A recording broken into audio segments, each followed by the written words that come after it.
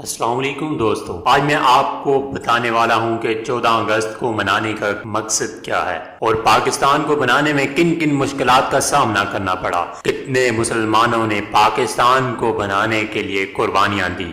پاکستان 14 اگست 1947 کو آزاد ہوا تھا، لیکن اس سوچ پر اور تمناؤں کو حقیقت میں بدل کرنا بہت مشکل تھا۔ ہمارے قائد اعظم محمد علی جناح نے اپنے قابل اعتماد ساتھیوں کے ساتھ ملک بنانے کی کوشش جاری رکھی۔ وہ پوری دنیا سے الگ ہونے والی گرین لینڈ برطانوی راج سے آزادی حاصل کرنے کے لیے لڑتے رہے۔ ہمیں ان کی قیادت، استقامت اور توانائی پر فخر ہونا چاہیے۔ علامہ اقبال، جناب محمد اقبال ہمارے قائد اعظم کا بڑا ساتھی تھے۔ وہ تحریک پاکستان کے لیے عظیم تحریک کار تھے۔ انہوں نے مسلمانوں کو پاکستان بنانے کے لیے متحد کیا۔ ان کی شاعری، تصورات اور تفکر نے مسلمانوں میں بڑا جذبہ پیدا کیا۔ ہمارا وطن پاکستان ان کی آرزو کا نتیجہ ہے۔ پاکستان بنانے کے لیے ہم نے بہت ساری قربانیاں دی ہیں۔ مسلمانوں نے گورنمنٹ سروسز، فوجیوں نے طبقاتی نظام اور اقتصادی مشکلات اور بہت کچھ کے لیے قربانیاں دی ہیں۔ ہمارے شہداء نے اپنی جانوں کی قربانیاں دی ہیں تاکہ ہم آزاد رہ سکیں۔ ہمارا وطن پاکستان ان قربانیوں کا حقدار ہے۔ تو دوستو، آج ہم کیا کر رہے ہیں؟ آج ہم پاکستان کے لیے کچھ نہیں کر رہے، بلکہ ہم پاکستان کا نام پوری دنیا میں بدنام کر رہے ہیں۔ ہم نے پاکستان کو اس لیے حاصل نہیں کیا تھا کہ ہم پاکستان میں رہ کر پاکستان میں کرپشن، پاکستان میں بدعنوانی، پاکستان میں دہشت گردی، پاکستان کے ہر محکمے میں، ہر ادارے میں جھوٹ، فراڈ اور رشوت جیسے عناصر پائے جائیں۔ اس لیے پاکستان ہم نے حاصل نہیں کیا تھا۔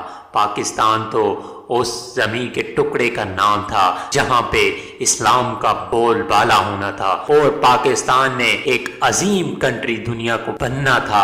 آج ہم نے پاکستان کو کیا دیا ہے سوائے اس کے کہ ہم پاکستان کا آج ہر فیلڈ میں، ہر شعبے میں نام بدنام کر رہے ہیں۔ دوستو، اگر آج ہم پاکستان کی قدر نہیں کریں گے تو یہ پاکستان نہ رہے گا اور نہ ہم رہیں گے۔ ہمیں پاکستان کے لیے کام کرنا ہے۔ ہمیں اپنے افواہ و اتحاد کی قربانیوں کو یاد رکھنا ہے، جنہوں نے پاکستان کو بنانے کے لیے بے حد قربانیاں دی تھی، اور جس کی وجہ سے آج ہم یہاں پہ بیٹھ کر بول رہے ہیں، چل رہے ہیں، پھر رہے ہیں اور سکون کا سانس لے رہے ہیں۔ آپ ان سے جا کے پوچھیں جنہیں آزادی آج تک نہیں ملی۔ آپ کشمیر میں جائیں، ان سے آزادی کی قیمت پوچھیں، انہیں آزادی کس طرح ملی ہے، کس طرح نہیں مل رہی۔ تو یہ قوموں کا شعار ہوتا ہے کہ وہ اپنے افواہ و اتحاد کی، اپنے بڑوں کی قربانیوں کو یاد رکھتے ہیں اور ہمیشہ اس چیز کو کر کے دکھاتے ہیں کہ ہمارے بڑوں نے قربانیاں دی تھی۔